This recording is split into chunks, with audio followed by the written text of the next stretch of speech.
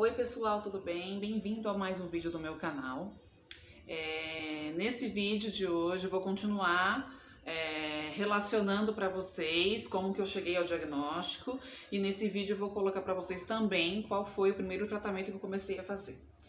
Antes disso, antes de eu começar, se inscrevam no canal, tá? Compartilhem com o máximo de pessoas que vocês conseguirem, para que eu consiga atingir o máximo de pessoas possíveis, para que elas consigam ter um pouco de informação, né? E também ver que é possível sim fazer o tratamento, mesmo sendo de uma doença grave e que infelizmente não tem cura, tá bom? Então vamos lá, pra gente não perder tempo. Bom, no vídeo anterior, aqueles que não assistiram, já tem 2 vídeos no canal. Primeiro, né, colocando pra vocês porque eu tô fazendo os vídeos, porque que eu resolvi fazer o canal. E o primeiro vídeo que eu falei sobre como tudo aconteceu e quais foram os primeiros exames que eu fiz e alguns sintomas, né, preliminares, que foram os que eu comecei a sentir para eu então procurar ajuda médica. E aí finalizei falando sobre quando eu cheguei na hepatologista e quais os exames que eu já estava ali com ela disponível para que ela conseguisse ter um norte para começar a investigar o que eu realmente tinha. Bom, no vídeo anterior eu finalizei falando que a doutora chegou e com aqueles exames que eu já estava ali com toda a parte hepática alterada, que ela não conseguia muito ter o que fazer, porque as hepatites A, B e C estavam normais, eu não tinha variação nesses exames, né? Inclusive todos os exames que eu fiz até então, as hepatites eu tinha que fazer também para ver se por um acaso ela não aparecia tardiamente, tá? Então todas elas deram negativo, então ela já excluiu que fosse uma hepatite viral ou uma hepatite de qualquer tipo. E aí ela falou assim, olha, então vamos partir para a investigação de doenças raras do fígado. E assim ela me metiu as guias, né? E até o momento ela falou que não ia dar nenhum medicamento porque ela não conseguia partir pelo menos um pré-diagnóstico para ela conseguir introduzir algum tipo de medicamento. E assim nós ficamos combinados de eu voltar, né, a consulta, mesmo com todos os exames ainda não prontos, depois de uma semana. Então, desde o diagnóstico que eu passei com ela, nesse primeiro momento, eu fiquei indo a cada uma semana, refazendo os exames de funções hepáticas para ver se essas enzimas estavam baixando, né, até ela ter uma segurança de me deixar mais tempo sem retornar. Então, eu saí com as guias, fui fazer os exames, ela pediu para que eu fizesse esses exames no domingo. Normalmente eu passo com ela na terça, que ela só atende na terça. Então ela pediu pra mim, Amanda, vê se você consegue fazer no domingo para que eu tenha mais fielmente um resultado de como você está naquele momento, né? Quando eu voltei na semana seguinte, não consegui ter todos os exames prontos, mas as das enzimas hepáticas já tinham caído pela metade novamente. E aí, com os exames que ela já tinha preliminares, que além dela ter pedido de alguns exames que eram raros, né, de doenças raras no caso, inclusive foi pesquisado câncer, né, e eliminando, graças a Deus, eliminando essa possibilidade de ser um câncer ou qualquer outra doença que é própria do fígado, ela pediu ela pediu alguns exames de anticorpos, tá? E eu já tinha feito um exame que mede anticorpo, que se chama FAM, bem no início, quando eu comecei a fazer os exames para eu investigar alguma possível causa do aborto. Quem viu o primeiro vídeo sabe do que eu tô falando. E a médica tinha pedido o FAM. Naquela época, o meu FAM, ele tem 5 avaliações, e dessas 5, 2 deram reagentes, que é um tipo de anticorpo, tá?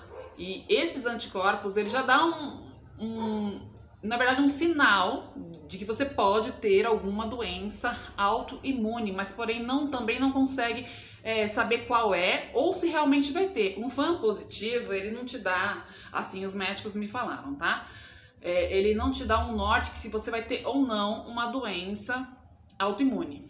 Mas acende um alerta e você precisa investigar com outros exames para fazer um diagnóstico. Mas como toda doença autoimune, ela precisa de um gatilho para ela se manifestar, na verdade. E até então, só o FAM positivo, naquela época, para mim não é como se fosse nada, tá? Mas ao mesmo tempo, a gente sabe que o FAM positivo, ele é um indicativo de lúpus, né? Inclusive a hepatite autoimune, logo quando ela foi descoberta, ela era um tipo de lúpus, tinha um outro nome, era um lúpus alguma coisa autoimune, né? Então depois que foram ver que esse tipo de alteração, ela atacava somente o fígado, então colocaram como hepatite, como é a inflamação do fígado. E quando eu levei esse exame para ela do FAM, que até então ela não tinha pedido, eu falei que eu tinha uma pasta, né? Que eu tinha feito uma pasta, que eu tenho vários exames que eu sempre fiz, e comecei a guardar. Eu falei, doutor, eu tenho esse FAM, ele tinha dado positivo, né? E ela falou assim, isso aqui é importante você ter colocado para mim, porque a partir daqui eu já vou começar a ter um parâmetro de onde eu vou começar a investigar, sendo que as outras causas raras já foram eliminadas. Tá? Então ela, com alguns exames de anticorpos, que a maioria que era virada para o fígado estava reagente, ela falou assim, a partir daqui eu vou ter duas situações, né, que eu posso colocar para você. Ou você desenvolveu uma hepatite medicamentosa, por conta de todas as vitaminas que eu estava tomando e por conta do remédio, do medicamento de pressão, ou eu tenho uma hepatite autoimune. Então ela falou que ia trabalhar com essas duas possibilidades. Ela falou assim, o que é bom e o que é ruim dessa situação. Se for uma hepatite medicamentosa, eu parei os medicamentos, isso aí não vai acusar nos exames nada de alteração relacionado a anticorpo, né? Mas já tinha bastante anticorpos alterados. E eu seguiria uma vida normal, sem problema nenhum. Mas, por outro lado, se fosse hepatite autoimune, aí eu precisaria entrar com um medicamento, corticoides e um imunossupressor, onde possivelmente esse imunossupressor eu teria que usar durante 4 anos, e durante esses 4 anos ela ia monitorar, né? Mas muitas vezes, depois que esse medicamento era suspenso, acabava com que ela tinha que voltar, porque essa hepatite ela voltaria. Então ela falou assim que se fosse a hepatite autoimune, é uma doença que é pro resto da vida, um controle pro resto da vida, e que não tem cura, mas ao mesmo tempo o medicamento faria que eu tivesse uma qualidade de vida desde que o meu corpo reagisse. E aí me deixou um pouco preocupada nessa situação, por conta que eu só pensava que eu queria engravidar. Como que uma mulher vai engravidar tendo uma inflamação dessa no corpo, né? Mas aí, isso ela já estava sabendo. Quando eu cheguei para ela, eu falei da minha situação, eu falei por que eu estava tomando aquela quantidade de vitaminas, que ela perguntou, mas por que você está tomando tudo de vitamina? Não tinha necessidade, né? E aí eu coloquei para ela, de jeito nenhum eu podia engravidar naquele momento. Óbvio, né, gente? Mas eu ficava, nem pensava muito na doença, pensava que eu queria ter o meu filho, né? Mas ao mesmo tempo com o meu corpo todo desequilibrado, óbvio que nada ia funcionar. E aí ela falou assim, olha, então a primeira coisa que eu vou fazer com você vai ser vou te dar um choque no seu organismo, te dando uma dose máxima de corticoide. Eu tenho até anotado aqui, a primeira vez que eu tomei, vou até dar uma olhadinha aqui, a primeira vez que eu comecei a tomar depois do diagnóstico, isso eu passei nela em junho, né, passei os mês todo fazendo os exames, e ela não tinha fechado o diagnóstico ainda, porque faltava alguns exames complementares, mas ela estava trabalhando com a linha por conta dos anticorpos que eu estava tendo reação, que era uma hepatite autoimune. Então ela falou assim, olha, você vai tomar 60 miligramas de Meticortem. Nessa primeira semana, você vai dar um choque no seu organismo.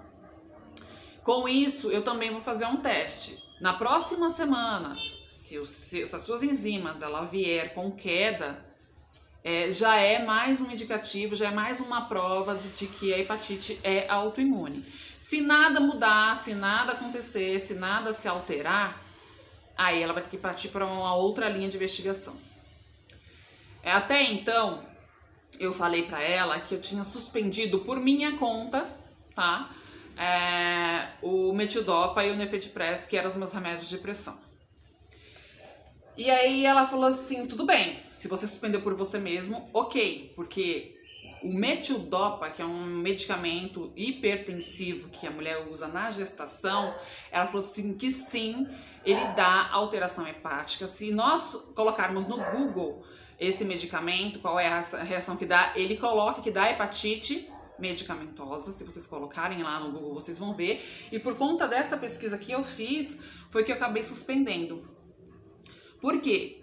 Mesmo suspendendo as minhas vitaminas, eu percebendo que eu tive uma melhora na minha parte fisiológica, eu percebi que ainda eu estava amarela, né? Ainda tinha a bilirrubina rodando ali pelo meu corpo, como era alterado nos exames. E aí, quando eu vi que alguns antibióticos, alguns hipertensivos, que no caso específico, esse metildopa, que era o que eu estava tomando, era a única coisa que eu estava tomando ali naquele momento, ele atrapalharia ali ou daria alguma inflamação no fígado, eu suspendi por conta e falei pra ela. Ela falou assim, ótimo, já que você suspendeu, só fica monitorando a sua pressão, e perguntou se eu tinha marcado o cardiologista. Eu falei que já estava marcado, que eu ia retornar nele, e acabou que já estava tudo marcado, tudo certo para eu retornar no cardiologista. Quando eu chegasse lá, explicaria a situação, levaria meus exames, né, e conversaria com eles. Eu não costumo fazer automedicação, eu não costumo suspender tratamento sem orientação do médico, porém, nesse momento, eu fui pelo meu sexto sentido, né? Eu falei assim, vou ver no que dá. E comecei, naquele mesmo dia, a tomar o corticoide, 60 miligramas. O corticóide que ela pediu para que eu tomasse é esse meticortem, que ele é um pouco mais caro, inclusive, só que ela disse que era o mais indicado e o melhor para a minha situação, né? Então, eu comprei uma caixa de 20 miligramas cada comprimido e tomava 3 comprimidos. E a orientação é tomar esses comprimidos 8 horas da manhã, porque o corticoide, ele é um tipo de hormônio, né, do cortisol. E esse cortisol, ele começa a agir no nosso corpo às 8 horas da manhã. Então, o que ela colocou? Você precisa tomar às 8 da manhã para que o seu corpo entenda que você está produzindo naturalmente e que, já que vai ter que dar reação, porque dá reação de qualquer forma, você tenha uma adaptação muito melhor com relação ao corticoide. E assim, gente, eu sabia do uso do corticoide para a parte respiratória, mas jamais sabia que o corticoide, ele é usado para doenças autoimunes, né? Então é muita coisa nova. Para mim, o corticoide, ele era um anti-inflamatório, porque eu sempre tomei 3 dias para infecção de garganta, por exemplo, e auxiliar no antibiótico, né? Minha filha tomava para bronquite, então eu achava que era só um anti-inflamatório, só que ele não é, ele é um anti-inflamatório entre aspas, né? Mas a função dele é fazer uma imunossupressão quando ele é em altas doses, né? E uma função de também trabalhar a parte dos hormônios.